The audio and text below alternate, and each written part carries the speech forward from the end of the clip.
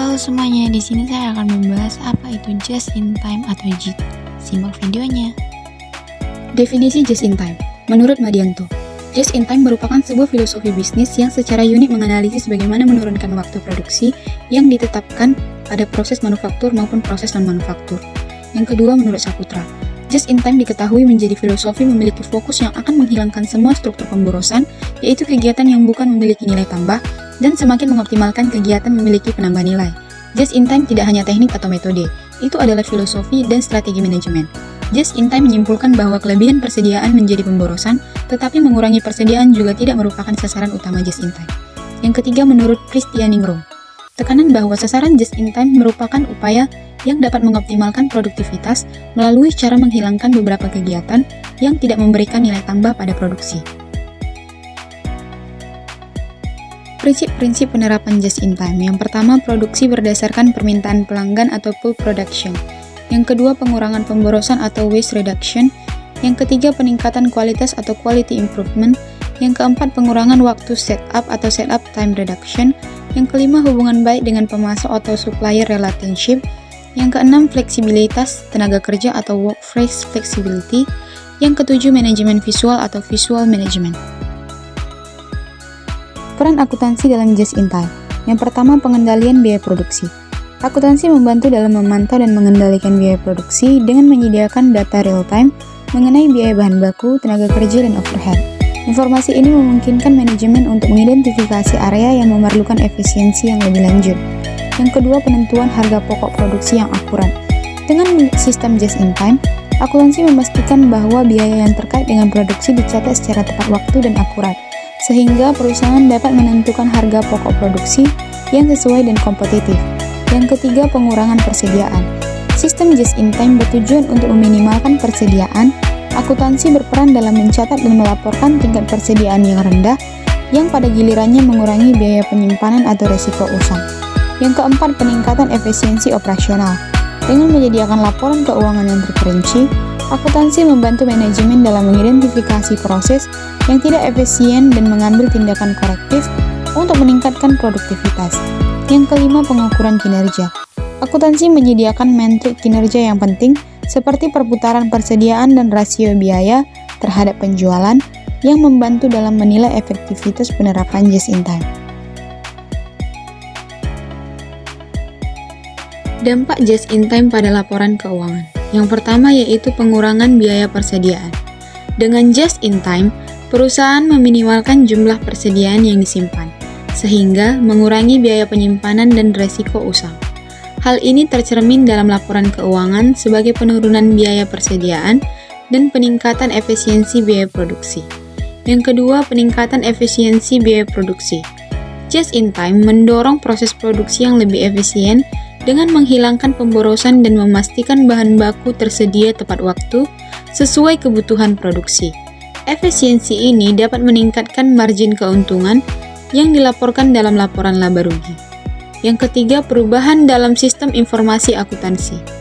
Implementasi just in time memerlukan sistem informasi akuntansi yang andal untuk memantau aliran bahan baku dan produk secara real time. Perubahan ini dapat mempengaruhi cara pelaporan dan analisis data keuangan dalam laporan keuangan perusahaan. Yang keempat, dampak pada harga pokok penjualan atau HPP. Dengan pengurangan persediaan dan peningkatan efisiensi produksi, HPP dapat menurun, yang akan meningkatkan laba kotor perusahaan. Perubahan ini akan terlihat dalam laporan laba rugi. Yang kelima, peningkatan return of investment atau ROI. Efisiensi operasional dan pengurangan biaya yang dihasilkan dari penerapan just in time dapat meningkatkan ROI yang merupakan indikator penting dalam analisis kinerja keuangan perusahaan. Hambatan dalam penerapan just in time. Yang pertama yaitu ketidakpastian permintaan pasar.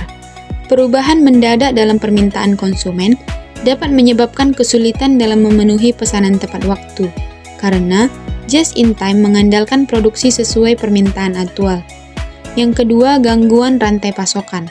Ketergantungan pada pemasok untuk pengiriman tepat waktu membuat perusahaan rentan terhadap gangguan seperti keterlambatan pengiriman atau kekurangan bahan baku. Yang ketiga yaitu fluktuasi biaya bahan baku.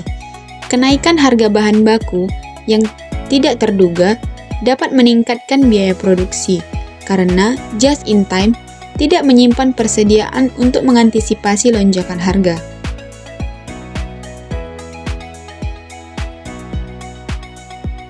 Yang keempat, keterbatasan infrastruktur dan teknologi. Kebutuhan akan sistem informasi yang canggih dan infrastruktur yang memadai untuk mendukung koordinasi yang cepat dan akurat antara produksi dan pemasok.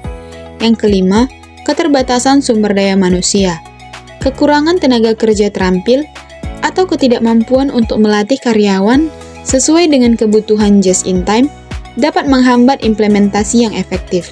Yang keenam, keterbatasan ruang penyimpanan. Meskipun just in time mengurangi kebutuhan akan ruang penyimpanan besar, beberapa perusahaan mungkin masih memerlukan ruang untuk bahan baku atau komponen tertentu yang tidak dapat dipasok tepat waktu. Yang ketujuh, ketergantungan pada otomatisasi. Ketergantungan pada sistem otomatis dapat menjadi masalah jika terjadi gangguan teknis yang dapat menghentikan proses produksi secara keseluruhan. Contoh soal, sebuah perusahaan manufaktur menggunakan sistem just in time untuk memproduksi komponen sepeda motor. Data berikut diberikan. Permintaan harian 500 unit, waktu kerja per hari 8 jam, waktu siklus produksi atau lead time 20 menit, jumlah stok awal 200 unit, jumlah mesin yang digunakan 2 mesin. Hitunglah A. Berapa banyak unit yang harus diproduksi setiap jam agar memenuhi sistem just in time? B. Jika ada keterlambatan produksi selama 1 jam, berapa tambahan unit yang harus diproduksi untuk mengejar target? C. Berapa unit minimum yang harus tersedia sebagai safety stock jika perusahaan ingin menjaga buffer 10% dari permintaan harian? Penyelesaian. A.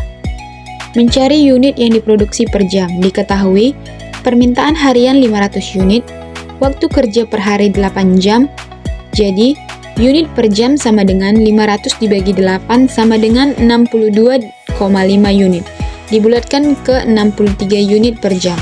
B. Keterlambatan produksi. Diketahui keterlambatan 1 jam, unit per jam 63 unit. Jadi, tambahan unit produksi yaitu 63 unit. C. Safety stock. Buffer 10% dari permintaan harian. Jadi, 10% dikali 500 sama dengan 50 unit. Jadi, safety stock minimum adalah 50 unit. Jadi, sekian penjelasan mengenai just in time atau JIT dari saya. Terima kasih sudah menonton.